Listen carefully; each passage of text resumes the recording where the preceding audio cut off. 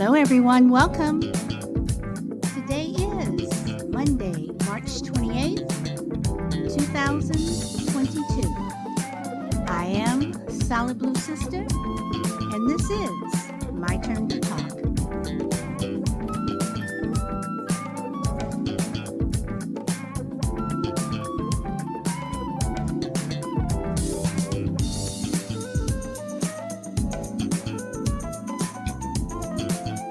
Welcome, Frankie. You are number 1, and Bahram, you are number 2.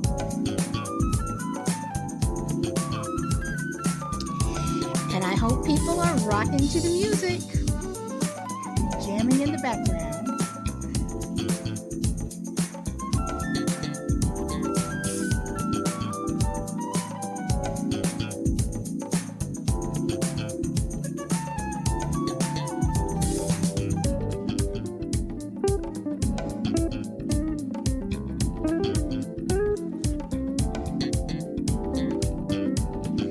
Okay, I am going to get started here.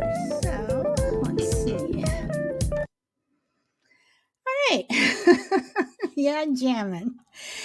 And I hope you're jamming with rhythm. You got to have the rhythm. So if you're going to jam, you got to have the rhythm. And I got a like from Bahram. Thank you.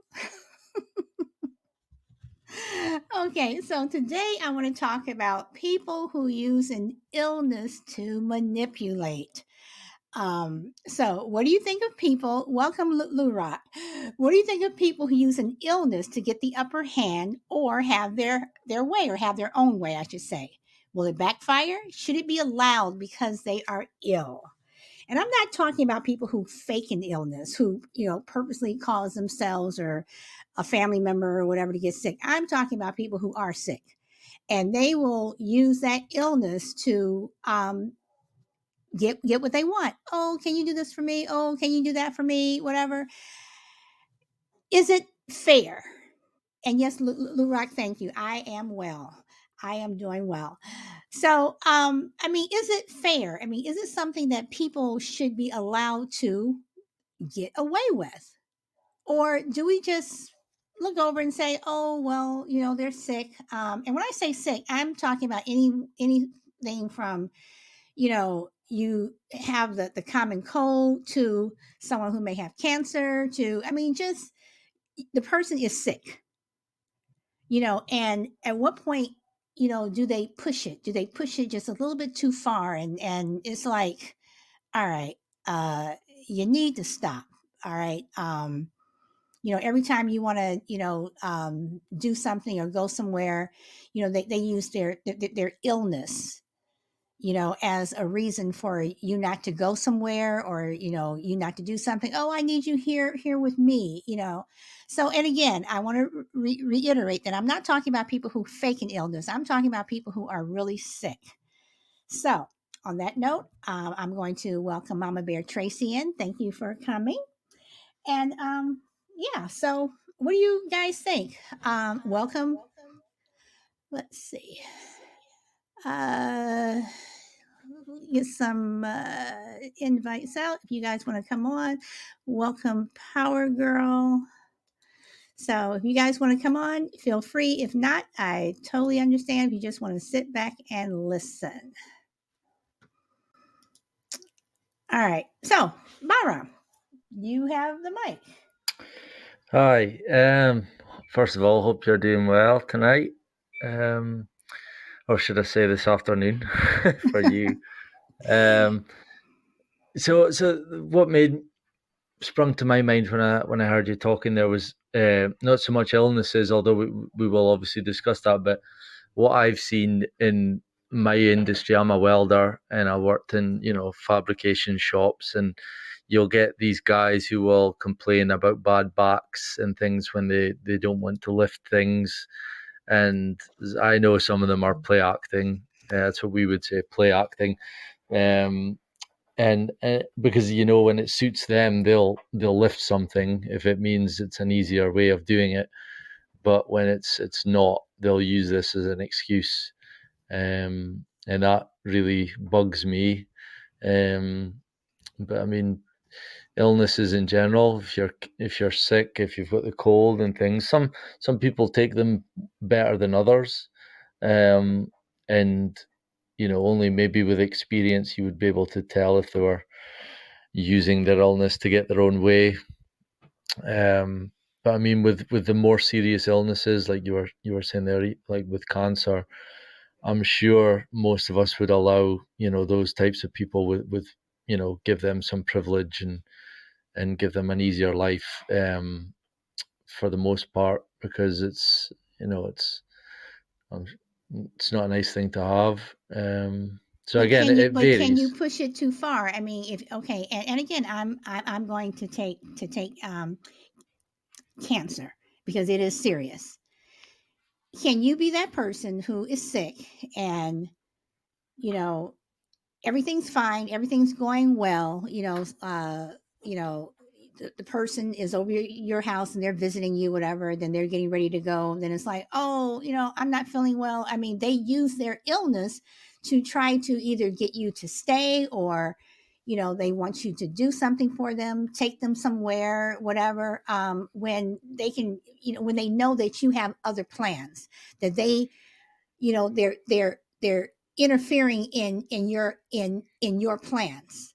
Yes, they're sick, Yeah, whatever, but it's like, well, you knew that I had to do this at 3, so you couldn't have asked me before this whole time I've been over here, whatever. You can't ask me, but now I'm about to leave and go do this and this, and now all of a sudden, oh, I need you, whatever. I mean, that's mhm. what I'm talking about. Yeah. That sounds to me like it's like they're taking a loan of you. It's more about the company or someone to look after them, someone to be their slave. To me, that's what that sounds like. And I think the only way you'll be able to judge those types are if they're physically able to do these tasks that they're asking you to do. If you can judge that, then you'll know yourself. Um, but I mean, it's something that everyone's different. Even a common cold can floor someone and put them in bed for days, and they can't even have any light in coming into the room, and they're just disabilitated. Was it disabilitated? Is that the word?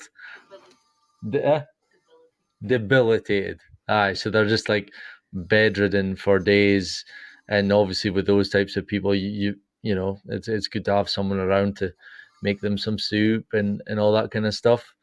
Um, but in regards to like illnesses that we can't see, that's where I would say that it's probably subjective. Like the one example I would use is the guys at work that complain about back pain when it suits them, but then when it doesn't suit them, it's fine. And then the illnesses that we can't see, like cancer and things, I think most people hopefully would give them the free pass, give them the privilege on those instances. Okay. All right. Now I'm going to read something that Lurak said. Some illnesses people can't control and things trigger weakness. And then he says, my dad had cancer twice, buried twice, but the weakness he has was tough and always helped, no questions asked. Okay. Again, I'm not talking about that. I'm talking about people who use their illness as a weapon. I guess I'll put it like that. They use it as a weapon, and when I say a weapon, I mean something again to where they can get their own way. That they, I know I'm sick, and people know I'm sick, so I'll use it to, can you do this for me? Can you do that for me? I mean, just something where you're injecting your illness to get your own way, and that's the only way. I'm trying to be as clear as possible. I'm not trying to talk about people who are sick and they really need help, whatever. I'm talking about people who are sick and they use it to, again, the only way I can say it again is to get their own way. And I'll give you an example. This may be silly, but this really happened. All right. Up until 4th grade, my son was in regular school before he was homeschooled. Okay, so when he was in first, second, 3rd grade, one of the parents had cancer. She had stage 4 cancer, and we were always amazed that that she had lasted so long. But we were always there to help her, whatever if she needed help. But one thing that that she allowed was that both of her sons, her youngest son was in my son's grade. The older one was probably about probably, let's see, it was in first grade, so he would have been like about in sixth grade. Okay. The younger one always wanted his mother to bring him to school. And this kid was the type of kid where every time his mother left, whatever, he would cry, whatever. And we understood, he probably thought that something would happen to his mom. We understood that. But it got to the point where this little boy was late every single day. Every single day he was late. And one of the parents who had like 5 children at the school, every so often they would come in late and they would mark her children late. And she started to get aggravated at this one child who always came in late and said, well, that's not fair. Why are you allowing him to come in late every day? Yes, his mom is sick, but his father brings the older one to school. So they're both coming to school at the same time. The youngest one never wanted to come to school with the father. It was always, and he didn't want the older brother in the car with him and his mother. So, yes, it was a psychological thing, but parents were just getting upset at the fact that this kid never gets marked late because, well, his mother's sick, whatever. But here she is with like 5 kids and she's trying her best to get there. They're paying tuition for 5 kids, whatever. And usually if they're coming in late, they're maybe like a minute late, whatever. While this one kid will literally be like a half hour late. So this is where I say the mother wasn't using her illness, but was the son using his mom's illness to manipulate the situation. Does that make sense? Hopefully it does. So, uh, crazy lady, you have the mic.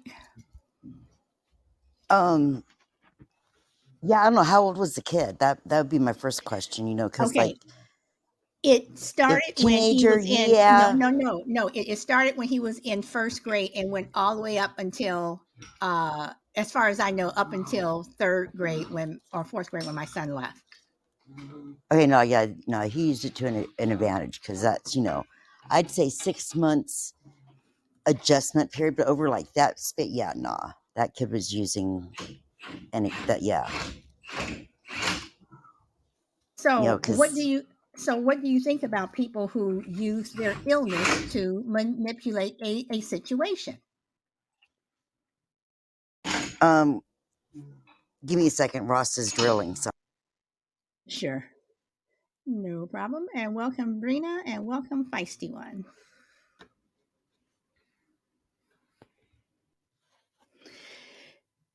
Because I do believe that, this particular child, I do believe that he did take advantage of the situation, and it got to the point where sometimes where he didn't, if he wasn't prepared for a test, it was always like, well, his mom didn't have a chance to work with him, whatever, but his father was there. And his father always said, I will step up, I'll do whatever I need to do, whatever. But this kid only wanted his mother. So yes, he was young, whatever, but to me, he was kind of playing on his mother's illness. So I'm trying to make sense here. Welcome, Jill. Well, so boss, while we are waiting for Crazy Lady, do you want to add to that or no or? Yeah. Oh, Oh, sorry. yeah, sorry. Go ahead. go ahead. No, I was just gonna say that. I mean, to me, the kid's the one that's using the illness. Not even the mum that has the illness. So, I mean, that's definitely a no for me. No matter how old the kid is, I know obviously, I think the factor in that story is that the other kid, the brother or sister, is making it to school on time. So clearly, that is, he can make it. He's just choosing not to, and using the mum's illness as an excuse. So yeah, that's where I stand. Okay. Crazy Lady. Yeah, because I'd say, like because my little brother, you know, I mean, he was a young age when his mom died, and you know, and his mom was his world too, you know. But there's an adjustment period where, you know, it's like the other parent's duty to make sure that, you know, uh, this is gonna sound cold and heartless, but you know, suck it up, and you know, let's not, you know, stick our head in the sand and, you know, woe is me, okay? You know, it's, you know, you causing your mom to make you late is, you know, why is this happening? You know, you should be on your game and making life easy for your sick mom. You know what I mean? So, what do you do with people who you know are purposely using their illness to get their own way? I mean, I'll put it like this: how much slack do you cut them? At what point do you just say, you know what, enough is enough? But then again, you come out sounding harsh, where this person, they're manipulating the situation. Yes, they are sick, but they're manipulating the situation. At what point do you put the brakes on and say, you need to stop? You just stop it. Uh, I'm one of I'm the friend that's gonna say, suck it up. We're not dead yet, so suck it up. Let's go. Let's carry on. Okay. So you would, you know, so because you I would mean, call them out. I say this because, well, yeah, because you know, I mean, you know, I've had cancer. You know, I went through the whole, you know, I went through it all, and yeah, it sucks and it's hard, but you know, obviously, if you're choosing to fight, then fight. Let's fight. Let's go. Okay, all right. You know, and I don't know. I expect my friends, you know, to be that way with me. You know, kick me in my butt when I need it, because yeah, there's no crying in baseball. All right. Chill Will, welcome. Hey, everybody. What's happening? Nothing much. Um, yeah, so I think, wow, you said something, you said fit like in it alone. I didn't know exactly what that meant. The grammar, you know what I mean? As I It's know in it. it's a Scottish phrase for how are you doing tonight, Ah, laddie? ah, Like loon. Loon means boy. gotcha. So it's feel Okay. like it ain't loon. Homie, like cuz. Yeah. What up, cuz? Yeah, I got you. What's up, y'all? It's good to see y'all. Hopefully had a good weekend. Did a lot of drinking, a lot of drugs, you know. Um, but at any rate, this I yeah, I don't, like I've already I told the dickhead in the wheelchair to go walk over there and get it himself. Like I, you know, go get it, fucking walk over there and get it yourself. Shit. I mean, it depends on the person. I don't give a fuck about Okay, but none did of. you say that? Did you say that because she was always like, "Can you do this for me? Can you do this for me?" As opposed to she was able to get it herself. No, I said it because she was a dickhead, or he was a, I Okay, should say. all right, okay. Yeah, he's a dick. Like, I mean, some people do take advantage, and they're just dicks. And if they're a dick, you're a dick. You're a dick. I mean, I've seen all types of shape, colors, sizes. The the blind lady with the rude ass just demeanor, like giving the security guard a hard time, and I cussed her out. Like I've done that. You know, yeah. Look, I was thinking, I've done it. It just doesn't matter. Like I don't care. It doesn't. I don't. If you take advantage of stuff like that, it makes you a jerk. And I really don't care. I see people as people anyway.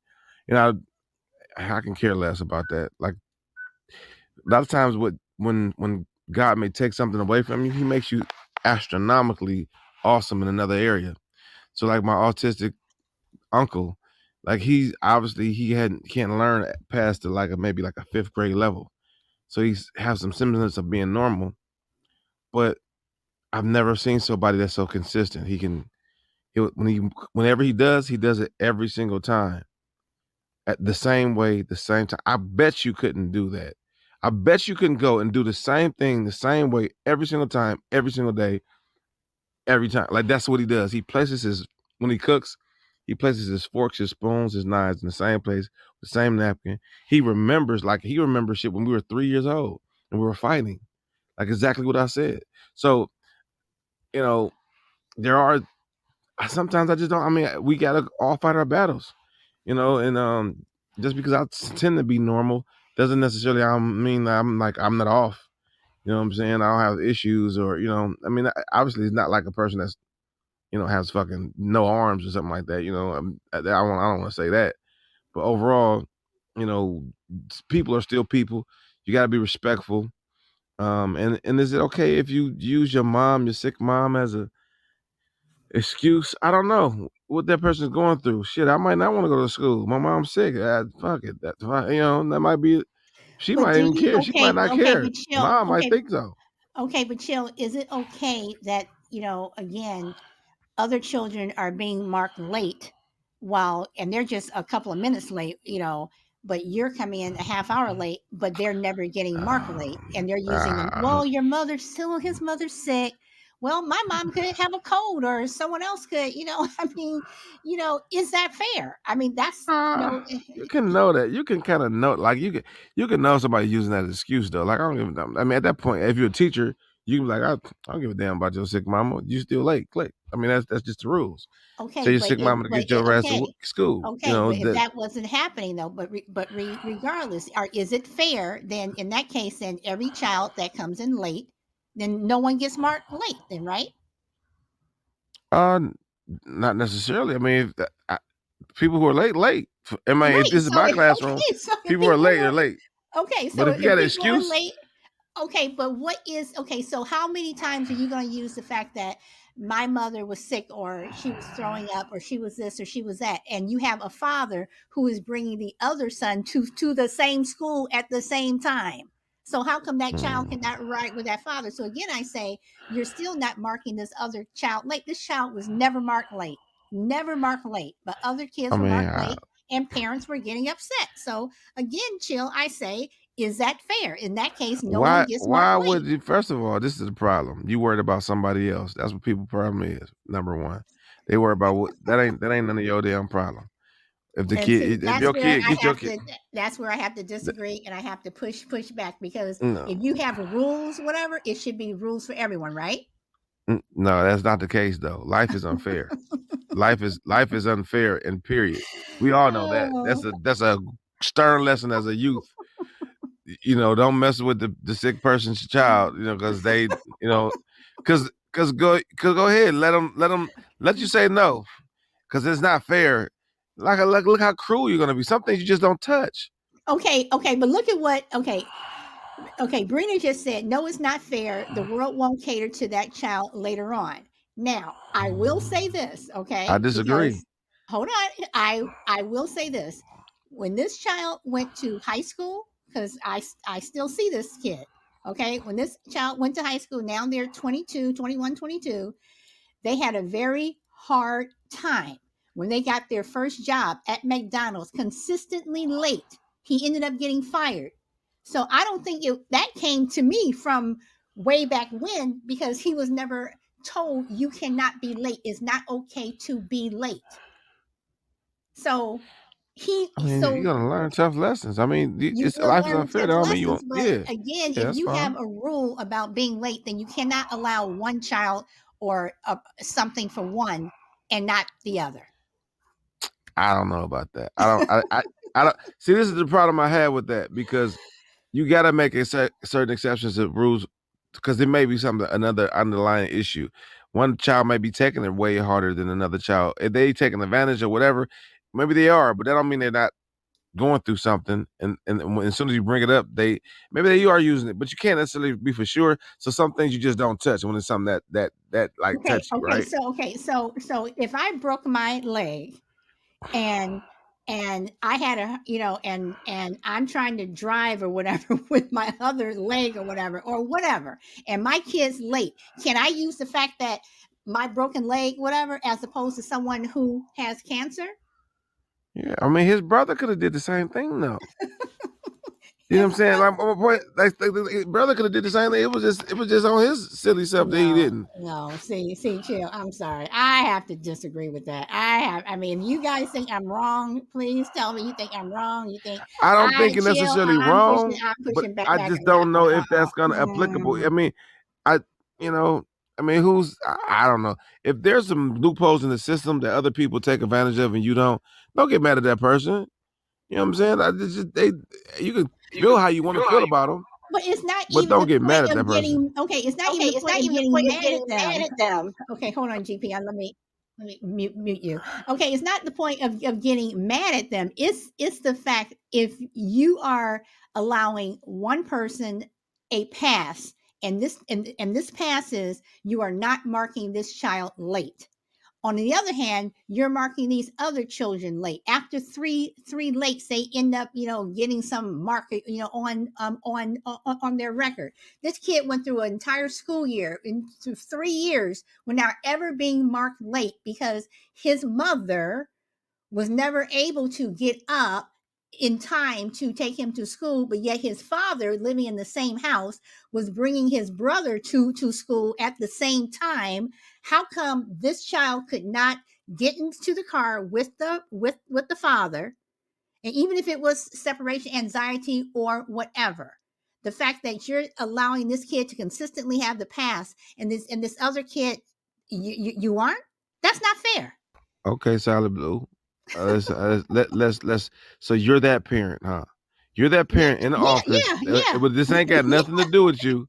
That has It's no, somebody no, else's no. business. If my child is late for whatever reason, I will say that the entire time my child was in school, that he was never late. But But I'm saying if my child comes in late because maybe traffic, traffic was bad, and he was 5 minutes late. Oh, traffic, whatever. But he's still you wasn't getting sick though. marked late. But You wasn't okay, sick. okay. All right. You should have coughed when you came in there or Oh, something. You should have. You see, my point is that there's something. If you don't be mad at the player, be mad at the game. You could have played the game. You had a choice, right? You could have came up with a chronic illness out of nowhere or something like that if you wanted to be that. But my point is that who's going to be that person to cause them out, like that little kid out with the sick mom at home, like that have been that. Are you ready to be that person? well, the person I, that ended up calling that kid out was the woman with the 5 kids, and then other parents started going, well, yeah, that's not right because blah blah, and so. But hold on, wow. I'm gonna move on because I don't want other people to have opportunity. But chill, I'm just saying I disagree with you. GP man, thank you for waiting patiently. How are you? Hello, everybody. Hello. Oh. Go ahead. So, on this topic, I got a really good experience on that. So, I was in the military, right? So, I still had to adjust to civilian world when I got out of the military. Because in the military, you do what you're told, no questions asked. So, in the civilian world, it's a little bit different. You're not really held accountable. It's a little more wiggle room to do errors, and people forgive you for mistakes, things like that. Well, when I was in the university, I studied engineering, and engineering is no joke. There's a reason why it's not many people go for that, because it's really actually you really need a brain. It's not emotions. It's not based on feelings. It's heavy logic. So in my calculus 3 class, so I remember the professor, it did bother me the fact that, well, basically he gave a huge curve, and that did bother me. And the excuse was, the reason he gave a huge curve was because a lot of students were going through a rough time, and basically they needed that extra help, since it's basically they were having a hard time. I think even the professor was just kind of just trying to be helping out people. But the thing is, us students that were A students, it really didn't make a change for us. It didn't make a difference with the curve, because we did our part. We worked hard for our A. We worked hard to put that effort in. But you know it felt kind of demeaning, the fact that there was a curve for those that didn't put that same effort and use excuses for whatever the reason was, if that makes sense. No, it totally makes sense, and I totally get it. So I mean, so at what point do we? I mean, how much wiggle room are we going to consistently give people who either take advantage or who try to manipulate the system. I mean, how much wiggle room do you give people? At what point does the teacher stop saying, okay, we're not going to give curves anymore, we're going to start grading blah blah blah, to have these other people step up? It's going to be within the human error range. I mean, it really just depends. I do like professors that just play it simple. Hey, here's your scantron. Here's your pencil. You got 1 hour. Make it happen. And whatever your grade is, your grade is. Nothing about, hey, we're doing a 15-point curve, because a few students were complaining that they weren't feeling well that day, or that been going through a hard time or whatnot. And your A is still an A regardless. It doesn't change. But those students that were D students now are passing into a C plus or whatnot. So it's just it really just depends on human error.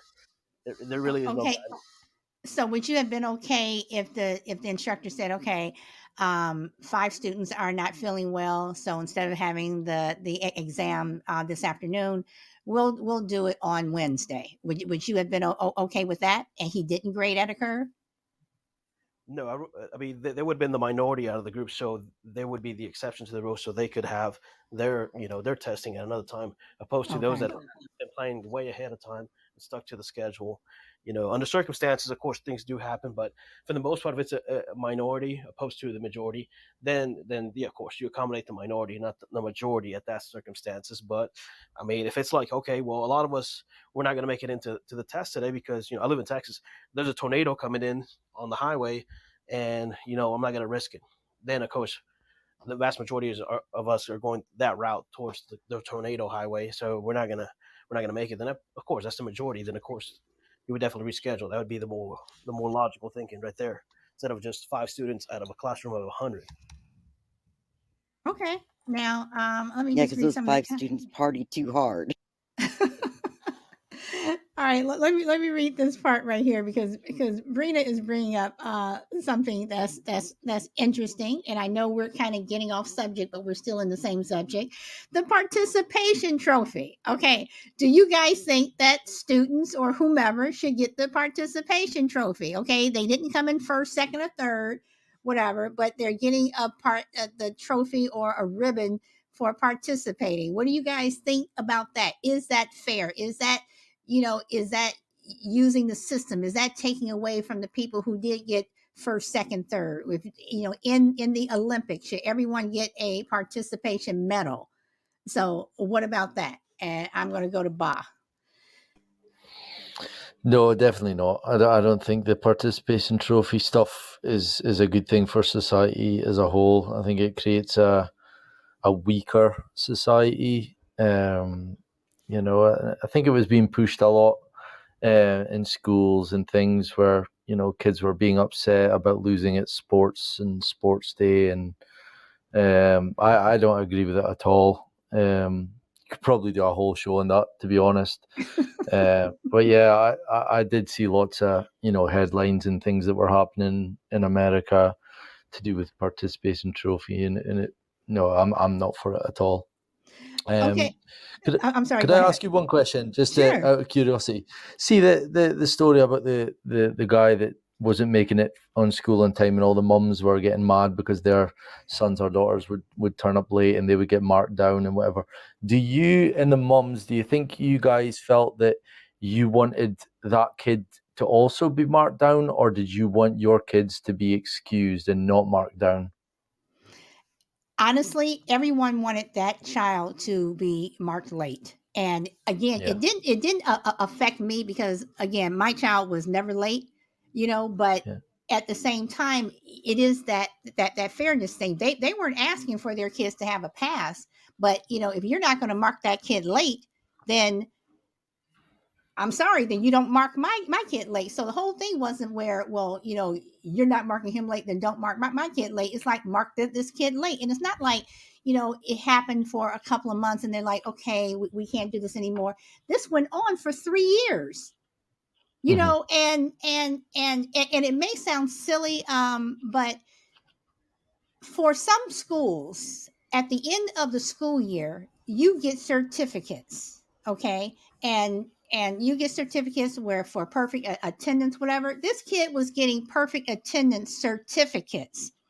because he was not being marked late. If he had been marked late, you don't get perfect attendance. And that was pissing a lot of people off, because it's like, wait, my kid was only late once, and that was because of traffic, or it was because of this, and this, and this. But yet you're still going to give this kid, so now my kid doesn't get the certificate. And when you're young, when you're in kindergarten, first, second, third grade, that stuff matters. That stuff matters to a kid. You get up to walk in front of the room, and you're getting your little thing, and you're smiling and cheesing in front of your parents. For some kids, that matters. So, Yeah. Yeah, because I would push back if some of the parents were saying, I want you to give my kid a pass on when my kid's late, because I think that's two different types of people right there. And another analogy that I thought about years ago, but this kind of question, it kind of describes two type of people. I think you can learn a lot from the answer to this question is when you go into a restaurant and you give a tip to the waiter or waitress, do you believe that tip should go into a pot and shared amongst all the waiters and waitresses, or do you believe your tip should go to your waiter or waitress? And I think the answer to that question would describe different types of people there. And I think that's what I was trying to get at. If the mums were, because I think all the kids should have been marked down and should be held accountable for their attendance, because like you quite correctly pointed out, if he went on to a job at McDonald's and he was fired for being late, that shows what kind of, the principles that he keeps for himself and the way he was taught as a kid, that attendance wasn't everything, and it's not going to serve you well in later life. So yeah, that's all I wanted to add on that one. Yeah. well, even though it's another subject, I will say that no, I do not believe a tip should go into a universal tip jar. I think that if you are waiting that table and you busted your ass for that group of people and they left you a $5,000 tip, that $5,000 tip is yours. One thing I do believe, though, is I do believe that the kitchen staff, whoever is working in the kitchen or bussing tables or washing dishes and stuff, I do believe that they should get a part of that tip, because I may have placed the meal in front of you, but there were other people who were part of that team. So that's what I think for that. So crazy lady. I was gonna say on the whole tip thing, I was a cook, and I would always, tell my wait staff, you may want to share some of your wealth with your busboy, especially if they're doing a good job. When it's really, really busy, and you don't find yourself busting your tables, uh, tip your busboys out, because they're the ones busting your tables. I never expected any tips, that the waiters or waitresses made, because uh, my job is to cook. Okay, they're eating they come to eat the food. I have to give them good food no matter what. You know, but I mean, I've been tipped as a cook. I've had people that tipped the wait staff, but also said, "Hey, give this to your cook." And always, anytime that happened, it always made me feel, yeah, I nailed it. So let me ask you. So you heard the back and forth between me and Chill. So what do you think about that?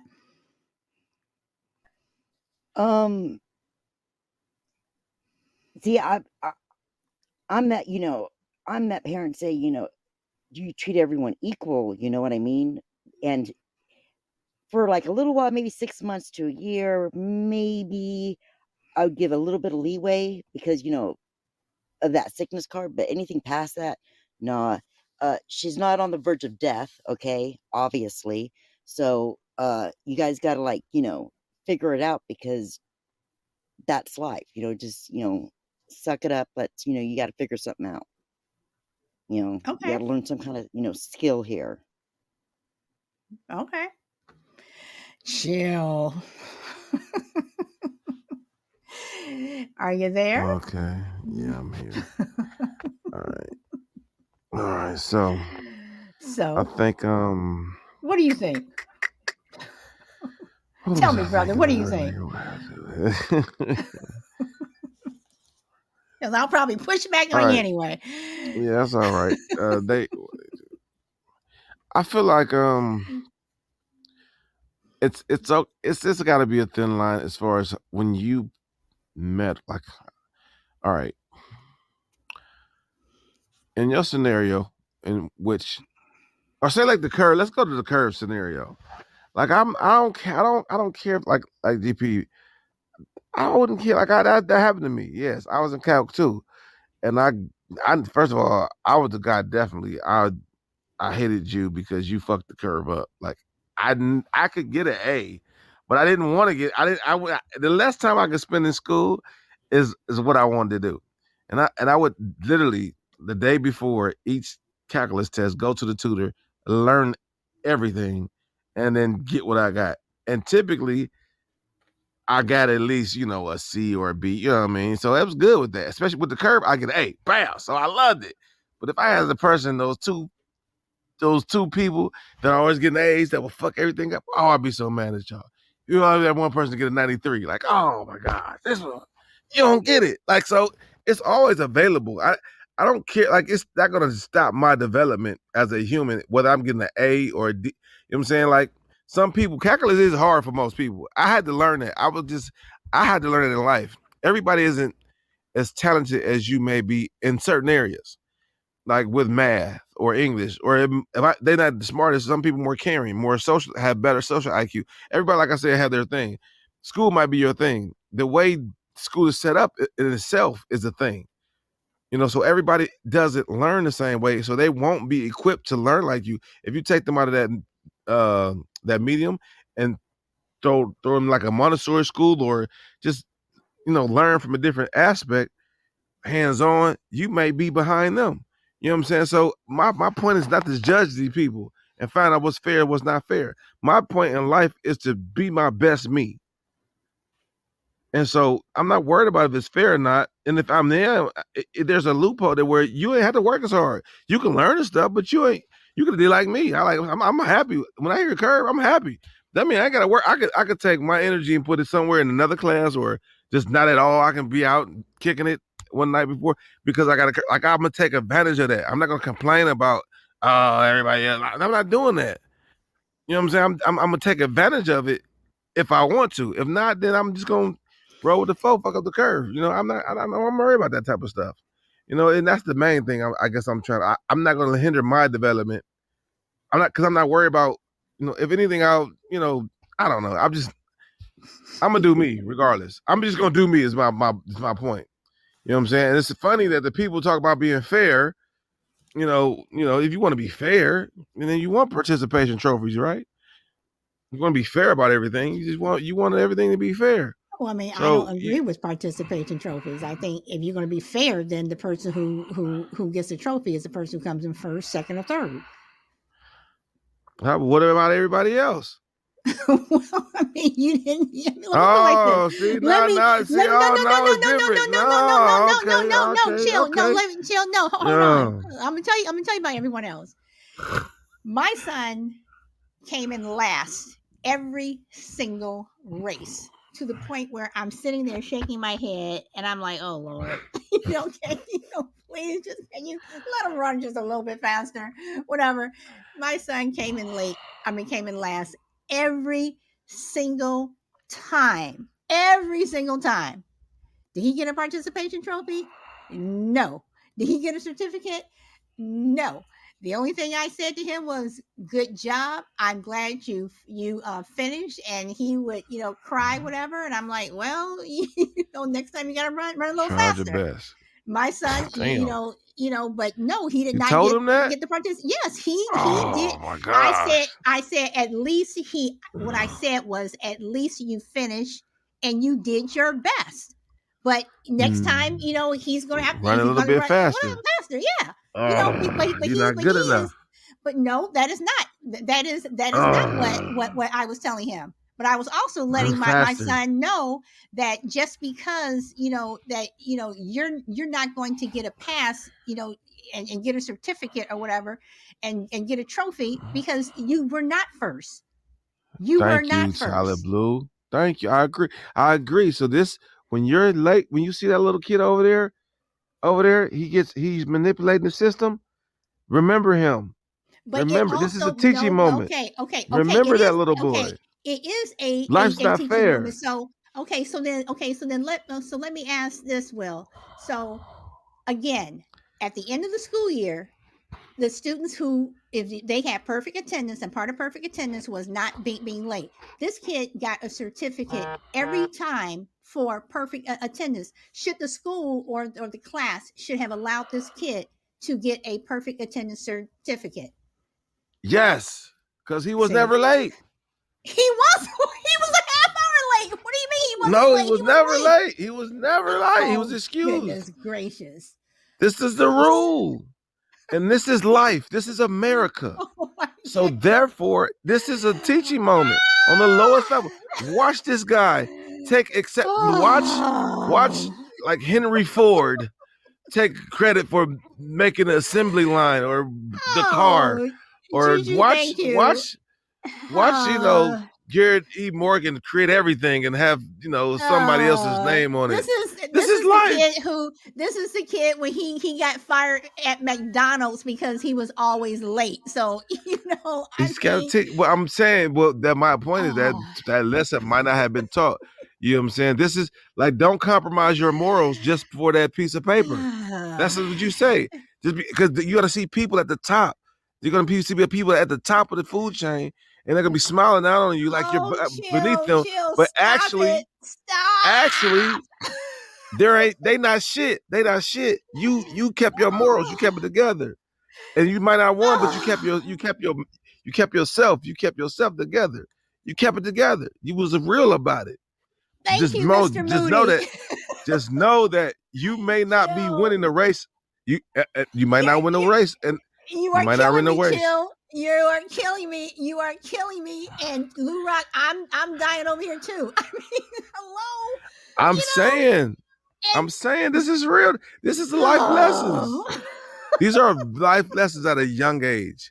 Like I'm dead serious. Like this, I learned stuff. I was like, you gotta understand that. Yes, this person is getting a perfect attendance trophy for manipulating the system.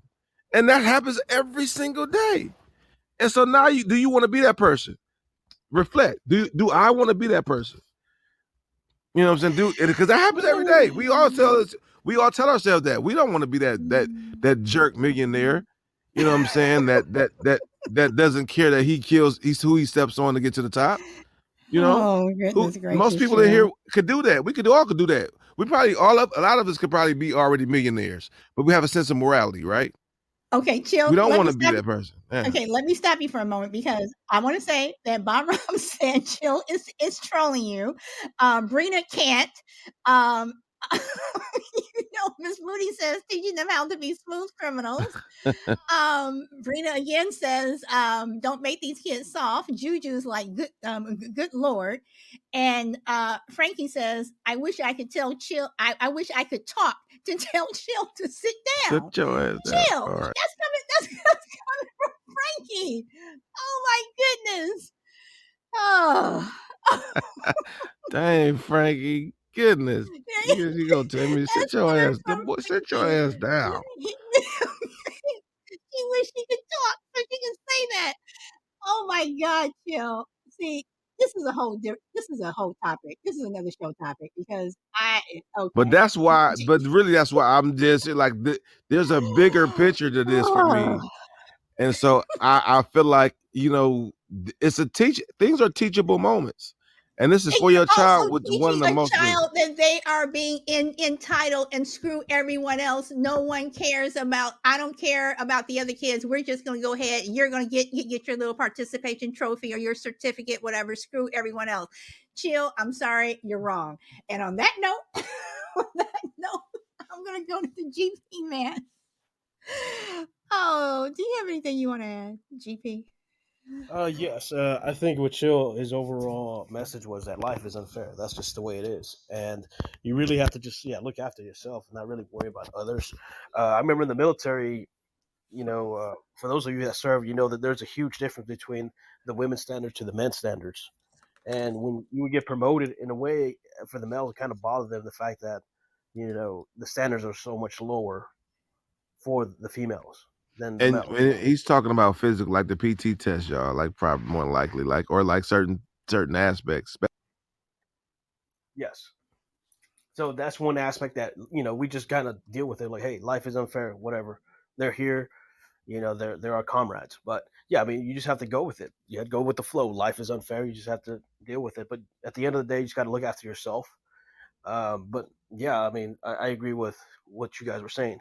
On the curve thing, yeah, I mean, it goes to show basically that some people just need that extra help, and that's fine. Like if you knew, not everybody's an A student, and everybody has their strengths and weaknesses, just like Chill said. Because like when it comes to me, I can't do music. I've taken piano lessons, I've taken guitar lessons, violin. I can't do music. I can do math all day, but if you want me to do art or music, I can't paint nothing. I can't do nothing. It's just everybody has their strengths and weaknesses.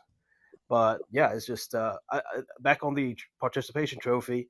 I think they got that from the Special Olympics because I remember when I was a kid, back way back, we're talking 25 years ago. I used to go. My friend's little sister was in the Special Olympics. We'd go every year, and they'd give every single child a medal, and depending on the event, they got a trophy.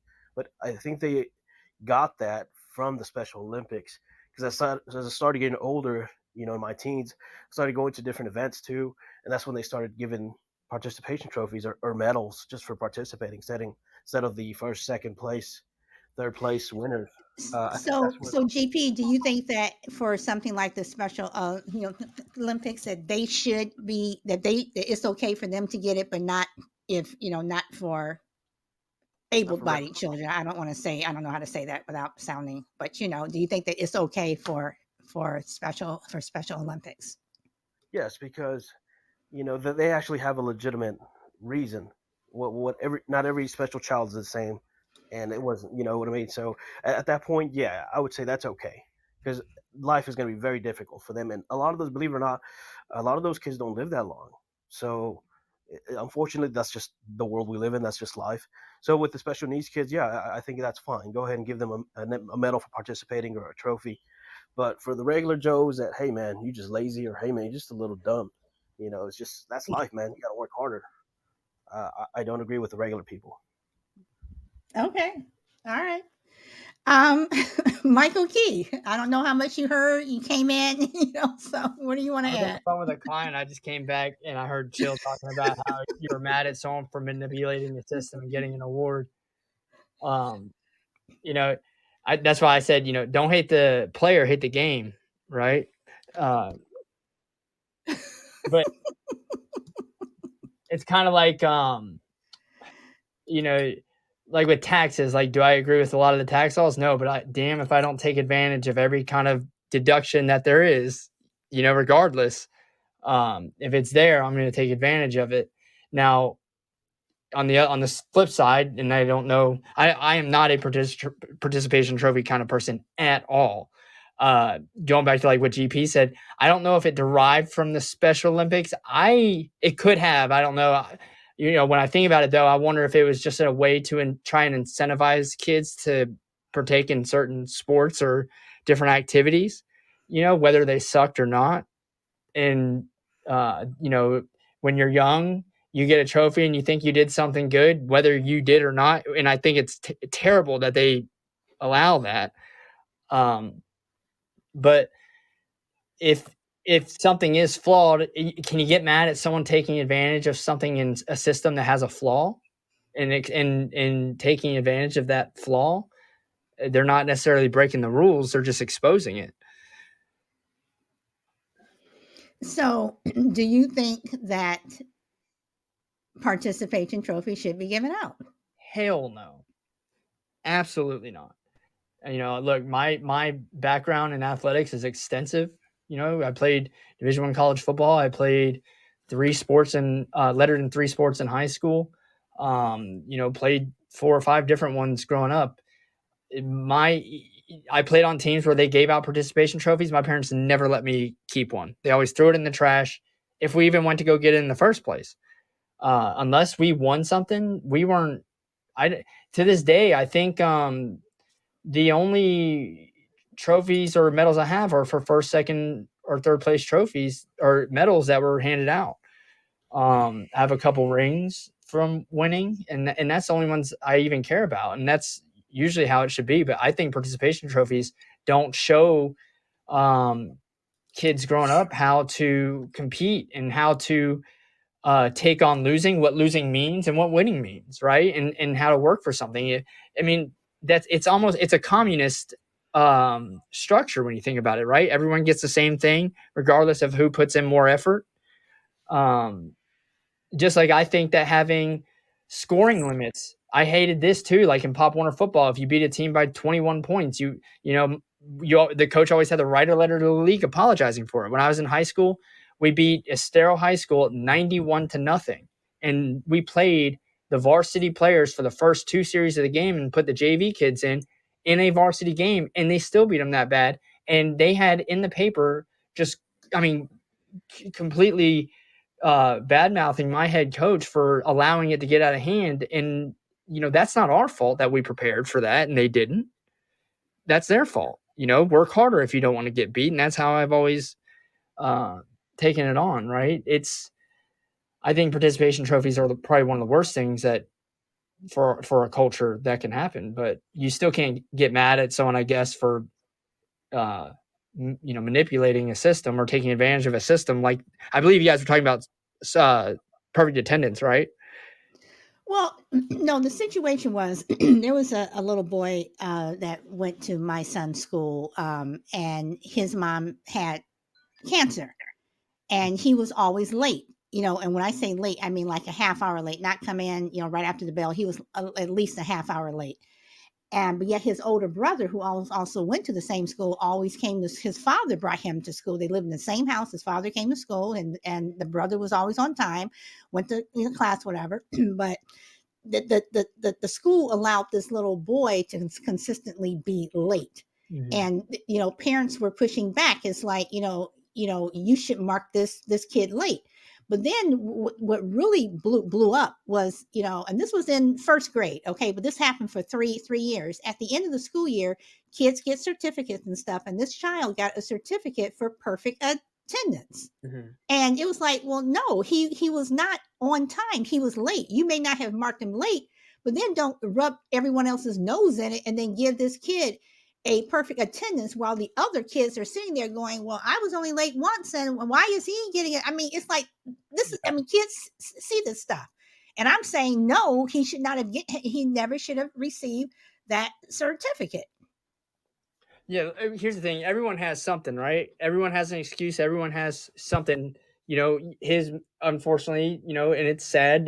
I believe you said his mom had cancer, and that's what was causing him to be late. But what about the other kid that has another reason other than maybe cancer, but something that's just as serious, right?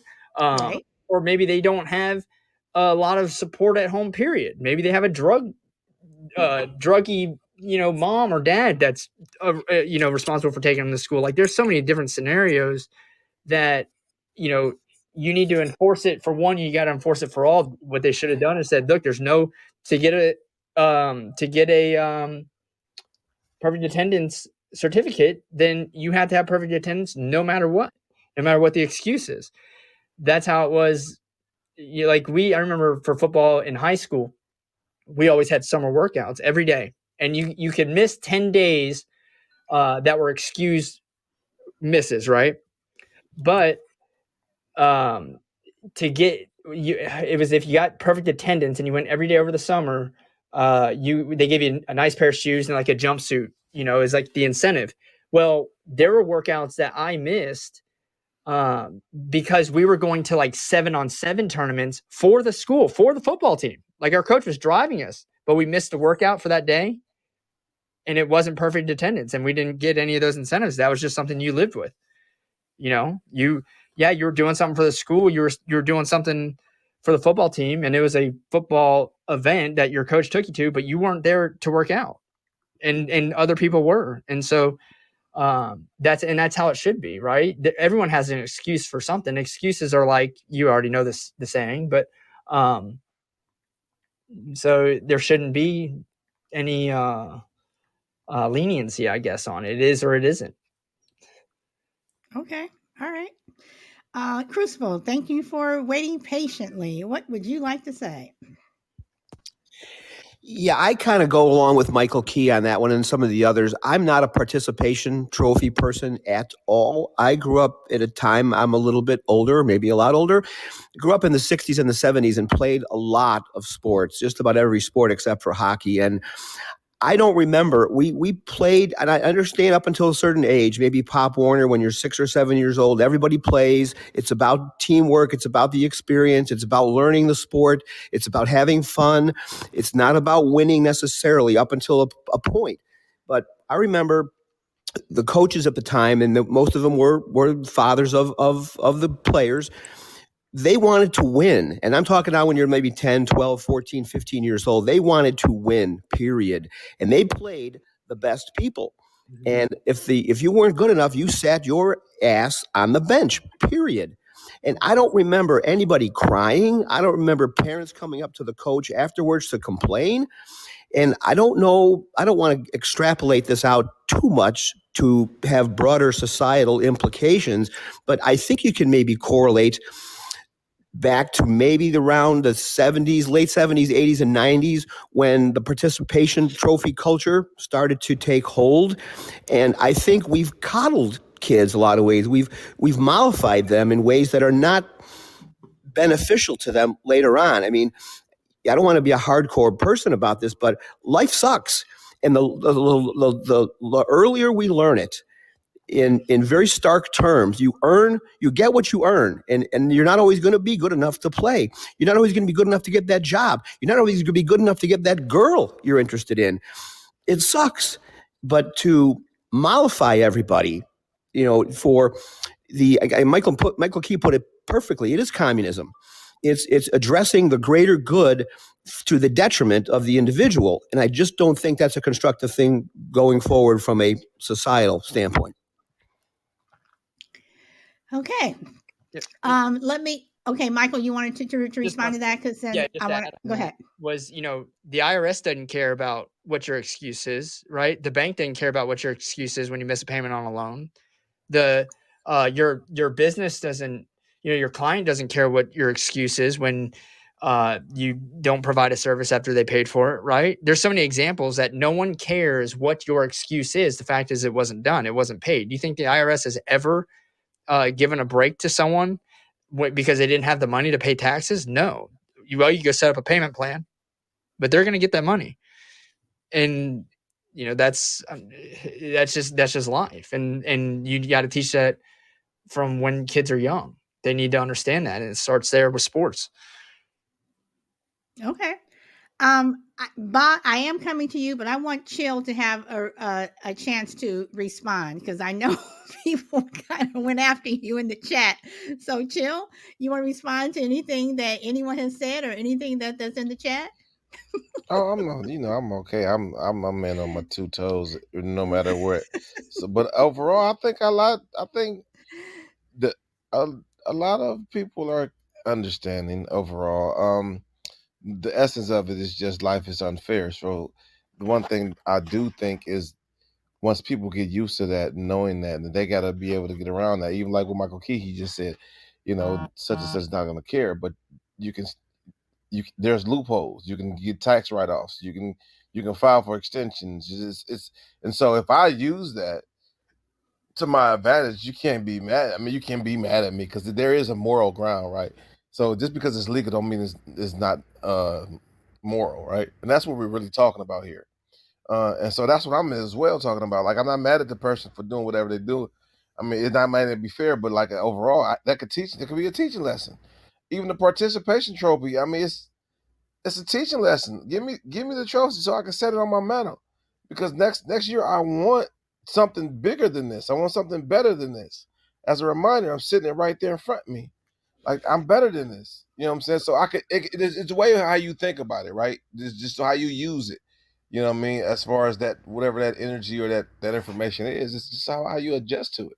But don't you think the participation trophy takes away from the people who worked really hard? Not at and all. got Not first? at all. Not at all. Not at all. And I'll tell you why. Because it's not like everybody's just getting a participation trophy. Typically in sports, we're getting it's going to be the MVP. It's going to be the most improved. It's going to be, there's going to be a select 4 or 5 people that get the real trophies. We all know that. And But then I'm not everybody else. okay. But I'm not talking about necessarily the NFL or sports or whatever. I'm talking about if you are just a kid in second, third, fourth grade, should everybody get the participation trophy? And is that No, I mean, teaching the right thing? for at that age, it could be, but as you get older, it's gonna change regardless. Whether you like it or not, it's gonna change because life is life, and people gauge life. People are gonna be up. This person's rich, he's winning. This person has a nice car, they're winning. This person got a nice girl, they're winning. That's the perception, right? So you're gonna learn it regardless. So at that age, it may, there's levels to where you introduce, especially children, to certain things, and so I can understand it. You know what I'm saying? The fact that at that point is if I'm first or second grade, I'm teaching the fact that I want to commit to something, become better at it, and finish it, go through with it. That's the thing, right? That's an accomplishment itself. So you should be proud of yourself. When you're learning that at 5 years old. You know what I mean? But to have like a bunch of 5 and 4-year-olds come out like I'm better than you. Look, ha ha ha, I beat you. That is rough for some parents. They don't want them to learn. That's just like that's like anything else. I might not want to be reading depending on a religious certain type of book or a sexual preference. I just don't want them exposed to this right now. So there's levels to the stuff. Okay, Michael Key says, but there are always a winner and a loser in life, and that needs to be taught from a young age. And I agree. I agree, but at what levels? Once again, you're not going to come out and just be teaching your kids about, hey, this is a coochie, this is a penis, and they're 2 or 3. Come on, that's my point. There's levels to it. Okay, chill. Okay. Let me ask this, and I am coming to you. Chill. Let me ask you this: do you believe that you should let children win in like if you're playing a board game at home or something? Do you think that you should let your kid win? Oh, hell no. And depending on what it is, hell no. I'm not letting no kid. But I also would teach them how to lose. If I have to teach them about winning or losing, me personally, like it's not about even winning or losing. Competition, I'll win or lose. As long as I did my best. And if I like competition, I love it. And I'll talk stuff at the whole time. So, but it's not like a big thing to me. If I lose, I don't care. You might beat me at basketball, but I can beat you. I mean, it doesn't matter. It won't hurt me. It doesn't like it's not my gauge of like it doesn't matter. You know what I'm saying? It doesn't makes me lesser than. And that's what we need to really be teaching our children. Just because you're not great at something, doesn't necessarily you can't be great at something else, and that don't mean that you're lesser than. You know what I'm saying? You can get better at it. Make it a Okay, so motivation. It's all about how you adjust to something or take. Okay, all right. I'm going to go to Ba because I know he's been waiting patiently, and Crazy Lady, I also know you've been waiting. So, Ba?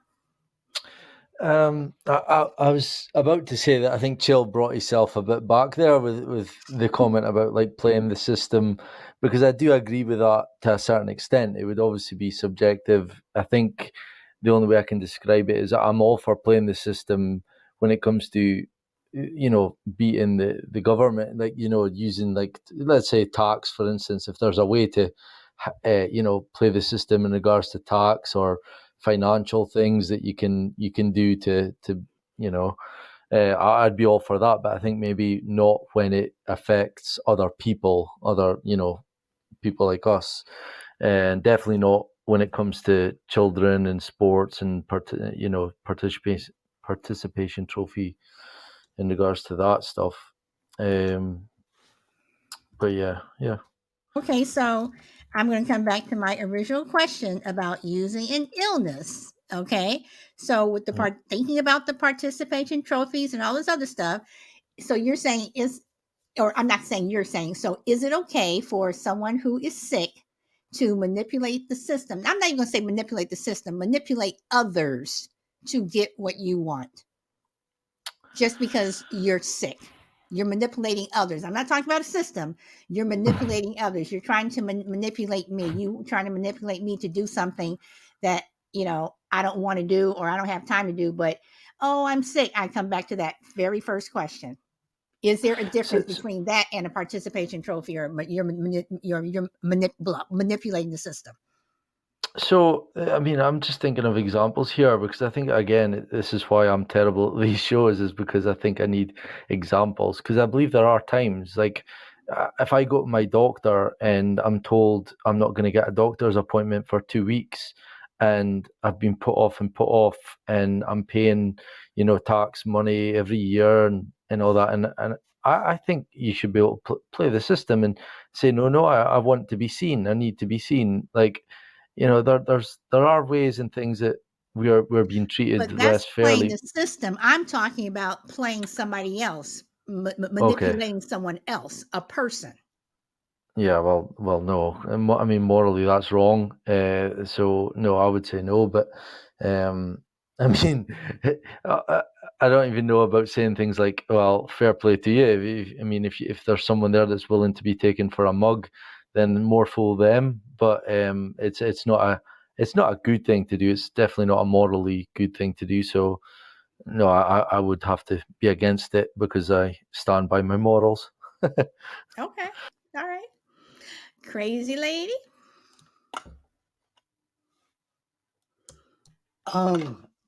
When people use their illness to mistake someone's kindnesses for weaknesses, yeah, I'm not that person. You know what I mean?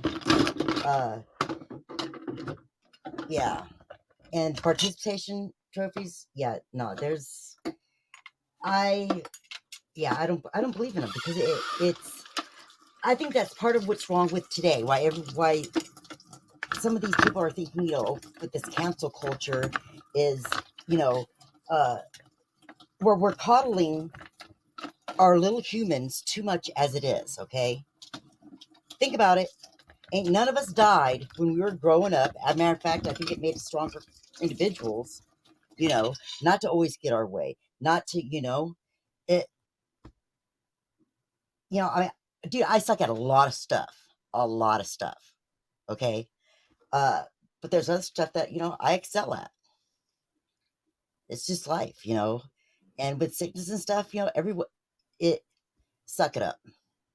I was raised, we adapt and overcome. Crazy lady, could you pass me a Adapt and fork? overcome.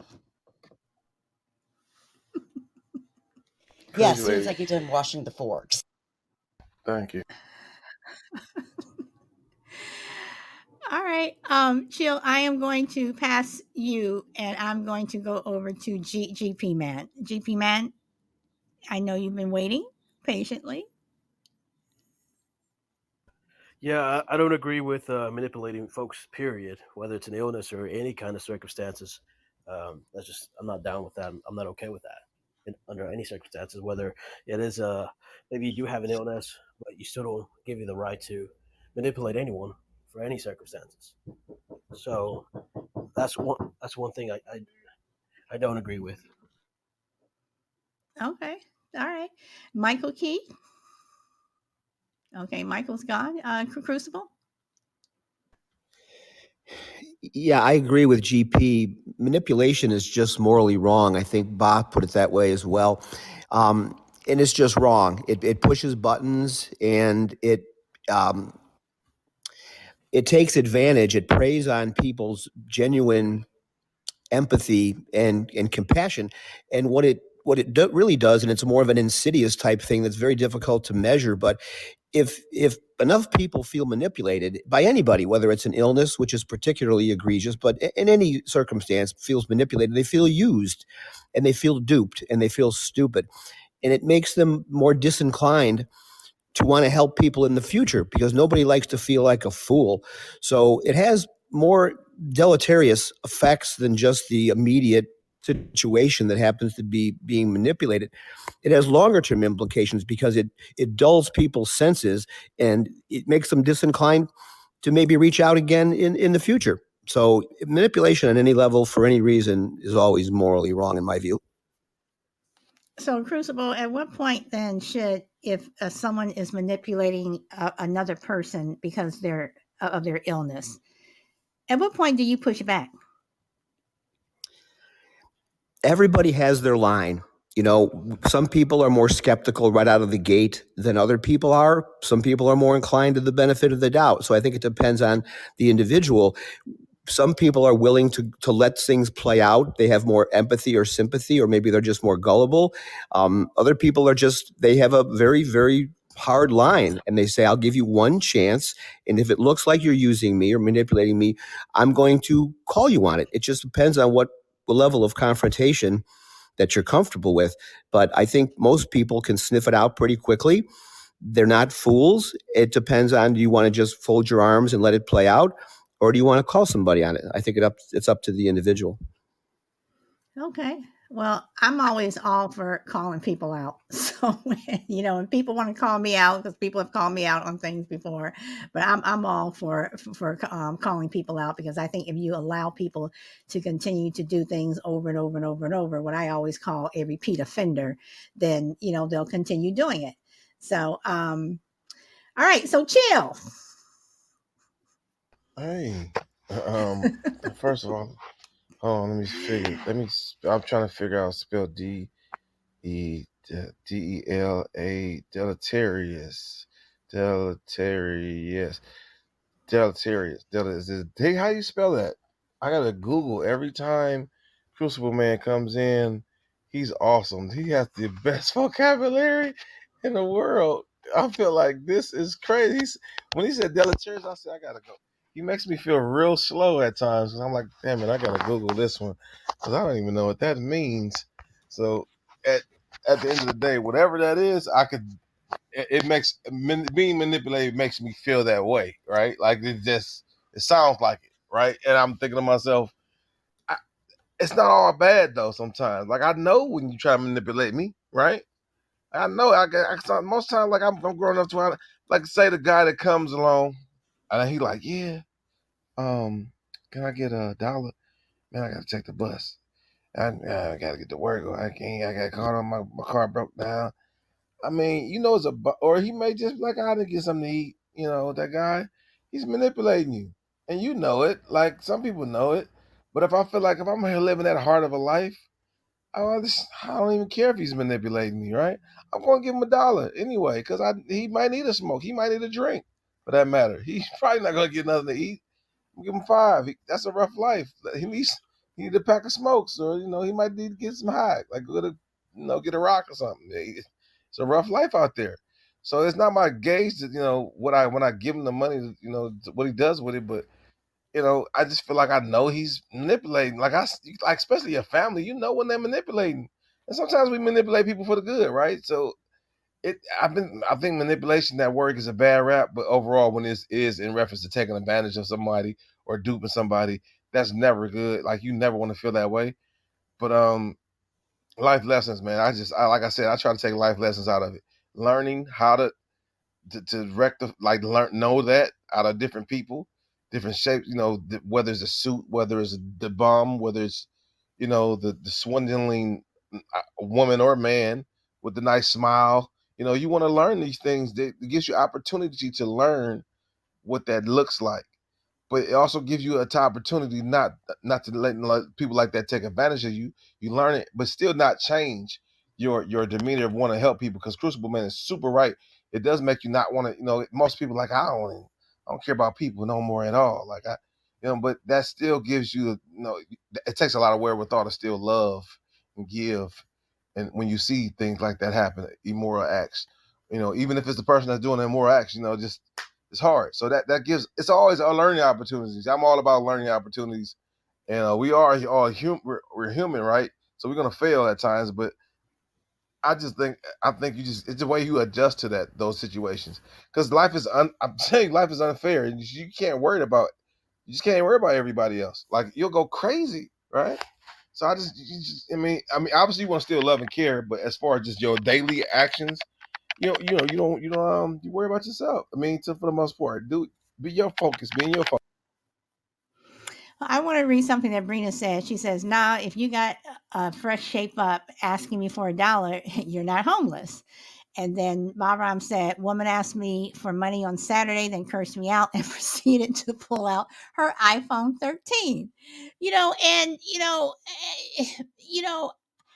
People who manipulate, I'm just for calling them out. I remember when I first moved to California. I'm in Southern California, and we had driven down the coast, and we came to this, kind of ritzy area, and we were going to visit friends, and we they asked us to stop at the store. So we stopped at the store, and we're in the parking lot, and this homeless person comes up and says, "Can I have $5?" And I just started laughing, and it was rude of me to laugh in front of them, but I was like, okay, so we come to the rich part of town and it's $5, where the going rate is like, can I have a quarter? Can I have $1? So even what Barbara said, you're gonna curse me out, and then you're pulling out an iPhone 13 that is like $1,500, whatever. So I, what do you do? I mean, these are the people that you need to call out, and whether or not you're calling them out because they're homeless, but then they get and you see them getting into a Mercedes or something, or they're they are sick, whatever, but they're want you to do things, or they're trying to take advantage of you in some other way. I am all for calling people out 100%. Yeah, can I jump in there? Sure. I think also the way I've kind of changed my tune on that on playing the system, and I know we're kind of trying to keep it towards people, but I can't help but saying, like, I think there's a lot of people. Try to think of an example I can use. Like, let's say, for instance, here in the UK, there is a thing called TV license, where we're supposed to pay £140 a year to watch the BBC channel. Now, obviously, there are, I think, there's probably about 20 or 30 channels that we have built into our TVs now, and then on top of that, you can have Sky TV, but we only pay that 140 for one channel, BBC, and it's not a legal thing, but we've been institutionalized to pay it. If my granny knew that I wasn't paying it, she would be like, "Oh, we have to, but it's not a legal thing. It's what it is they rely on people paying it. They'll send you a letter through your door saying you have to give us £140 a year, and if you don't, we'll send someone around to look in your window, and if you're caught watching this channel, you can be fined £1,000, but it's not a legal thing." So it's maybe maybe a poor example at that, but it's like, when does it become that we are the mugs for not playing the system? Like, or even like a homeless person. I'm sure you've seen these shows where it's millionaires and they're literally dressing up in rags and sitting on the streets and taking home $100-200 a day, and then the mugs are out there working in McDonald's and Starbucks and not taking home that type of money. So I've kind of changed my tune on that kind of thing over the past year or so, because we're given a bad hand. A lot of us we're fighting and living paycheck to paycheck, and the system is set up that way. So when I hear of things like that, I'm like, well, yeah, why not? Because no one's going to give us anything for free, and we've got to fight for every penny and work hard and work 50-60 hours a week. So there are times where I do think that we should play the system. Even politicians, we hear all the time that they're tax evading. Apple, Google, Trump, all these people that don't pay tax. Well, why can't we get a slice of that action? So that's where when Chill mentioned about playing the system, I kind of he pulled himself back around with that one. But again, I think it's more, if you play the system with people, I think that's where it's wrong. But definitely play the system if you can. Okay. I'm going to pop over to GP Man. GP Man, you want to comment?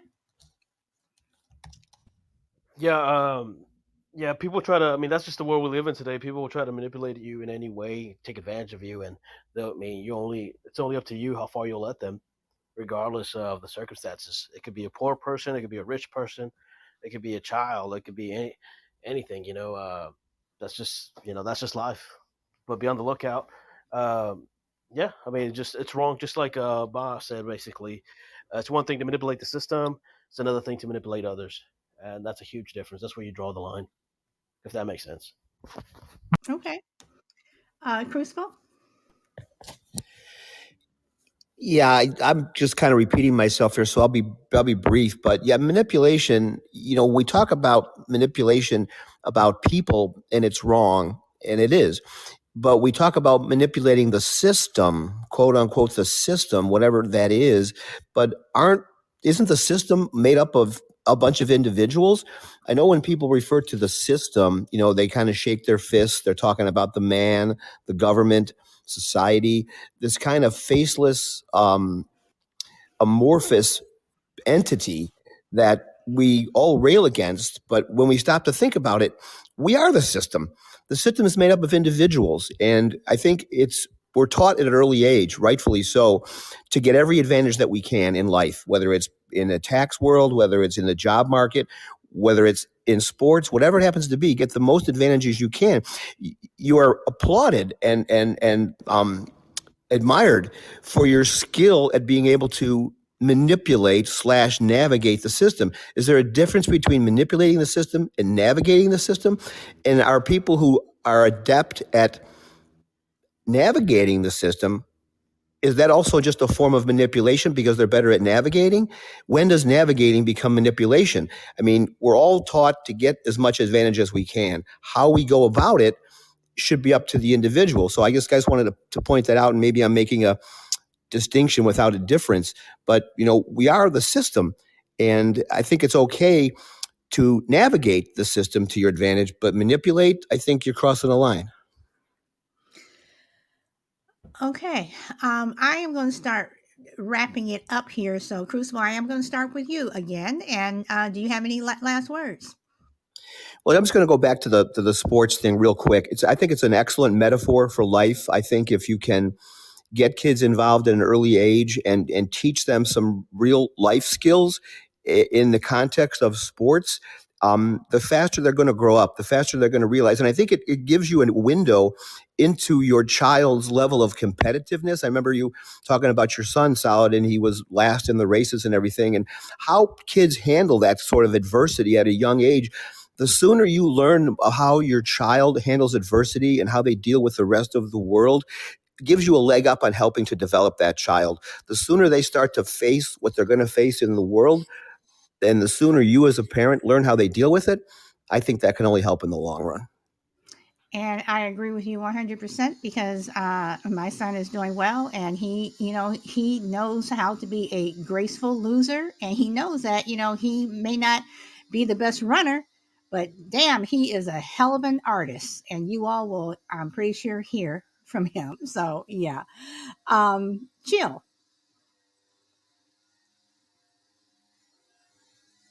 You there, Jill?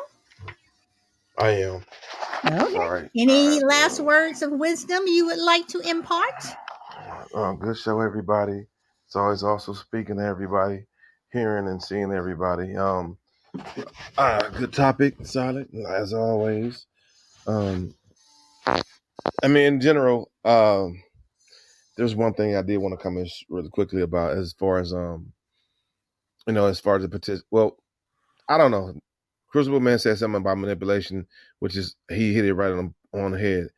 But in reference to just like taking advantage of people, you never want to be taken advantage of. But in scenarios like life, like you said in the school, those are scenarios that I feel like those are teachable moments, and always use that as such because this is going to be a sign. That's a sign that really like life isn't fair, and people are going to play unfair. So either you're going to be that person or not, because typically that's what it boils down to. You don't have to be. You can still be successful though, and get. And so that's what you have to gauge. What's success to you? You know what I mean? What's winning to you? You know what I mean? How much is it worth to you? Do you want? I'm sorry, I got a phone call. You want to win so bad in this area that you're willing to give up your person, your morals, or whatever the case may be. And so those things I would think about even as a young child. And even teaching my daughter, you know what I mean? Like we would play games, and of course I'm going to be there. I might lose some, I don't want to just be. I'm not going to just be super rough on, especially my daughter, but I'd probably be was a boy, which is probably a little bit chauvinistic, but you know, overall though, you want to kind of give a well-roundedness to them, and also perspective. And like you said, your son is a gracious loser. I'm a gracious loser as well, but I'm a sore winner. I can say that. I am a sore winner. I'll take losing cool, but I'm a sore winner. But it's all in fun for me. Like when it comes to competition, it's all about getting better, not necessarily winning. I want to get better. I love competing. I don't mind losing, but I just want to get better. I want to steel sharpen steel. So I don't want the easiest path. So and that's the thing you teach them, and there's teachable moments. But thanks for everybody listening to my spiels. Well, Jill, Frankie did send some love your way. She says she loves you. She may have dish you, but Love you she too. loves you. So she did say that. So she did send some love your way. Crazy lady, you have any words of wisdom you would like to impart?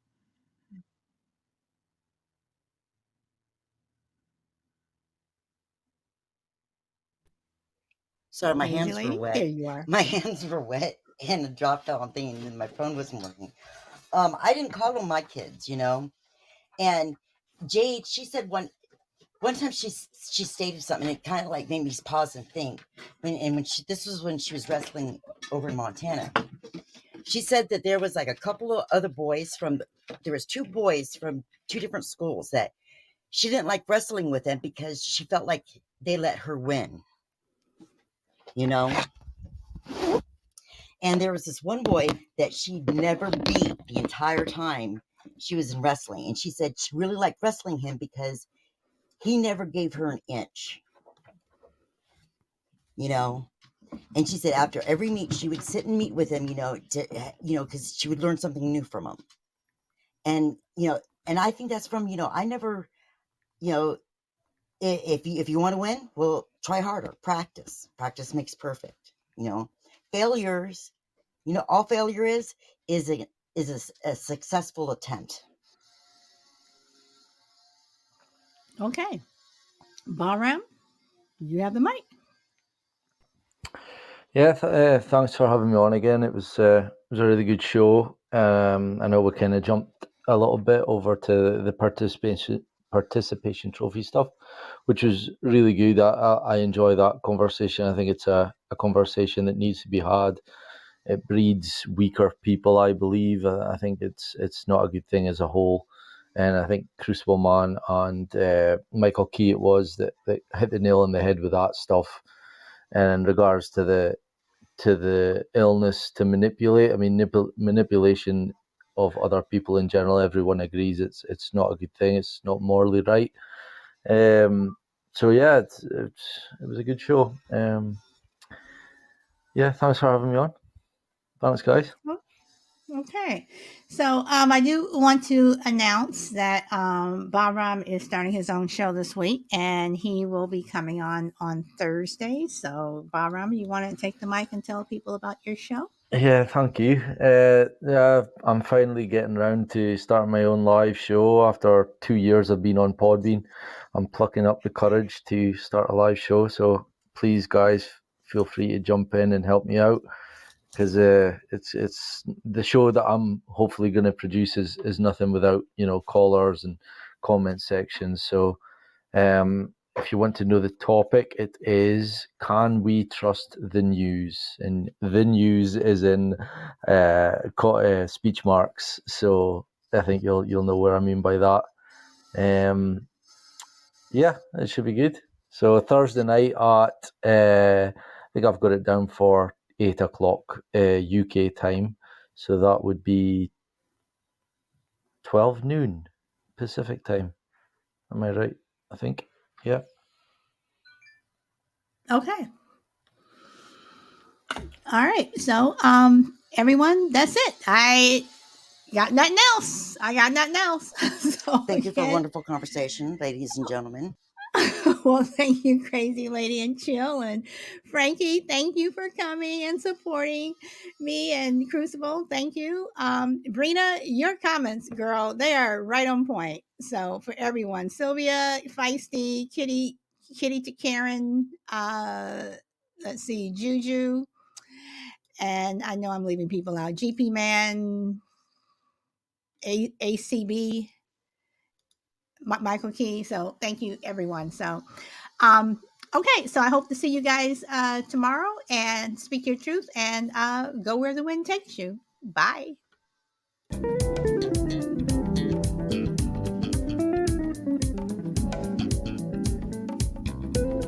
Chill. I don't know what I'm gonna do with you. I just don't know. I got to figure that out.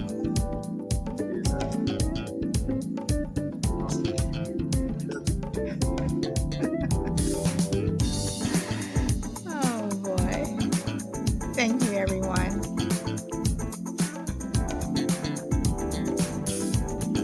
GP Man, thank you for joining the panel. Am I the only one that imagines Solid Blue like waving to the crowd? Like, thank you, everyone. Thank you. Thank you, everyone. Thank you. No, Like, I mean, thank you. I just want people No. to I mean, no, hearts, Care Bears, everybody. Oh, She's such a talk show host. She's such a talk show. She's such a talk show host. I feel like I'm on like Kelly. Okay, you have to come up with somebody else. Okay, well, Oprah. I was like, You know, no, you gotta come up with somebody else. I don't know. I don't listen. I don't watch those things. No, not Oprah. I'm just saying. Like, I don't know. I said, is it Kelly and Regis? She's a talk show all by herself, bro. Oh gosh, who? Okay, David Letterman. Come on, dude. Come on. I mean, come on, chill. I will take Arsenio. I mean, I'll go old school, but David Letterman, pretty soon you're gonna say Jay Leno. Johnny Carson. Are you kidding me? Johnny Carson? What you want me to say? I tried to get somebody comparable. I said Regis and Kelly, the little sweet lady on the, Little sweet lady. I mean, I know I'm older, but damn, chill. No, she's not. She's a nice, cute lady. Isn't that her name? You know what? Her name is at least you did not Kelly, whatever. At least you did not say Wendy Williams. That's a man. I really would have had to go inside your head on that one. She's gonna kill me. Oh goodness. Oh, chill. I just don't know what I don't know what I'm gonna do. I just don't know. So, okay, y'all. I hope to see you tomorrow. Y'all got me in trouble. You got yourself in trouble. You kept talking. You kept opening your mouth. You should have just cut it. Crazy lady, and you know I'm right. Brina, right. Be quiet, Brina. What my kids? Hey, Brina, one of these days you're gonna have to come up on the panel because you have a lot to say. Yeah, don't want to. You have a lot to say. All right, y'all. I'm ending it. See you tomorrow. Bye.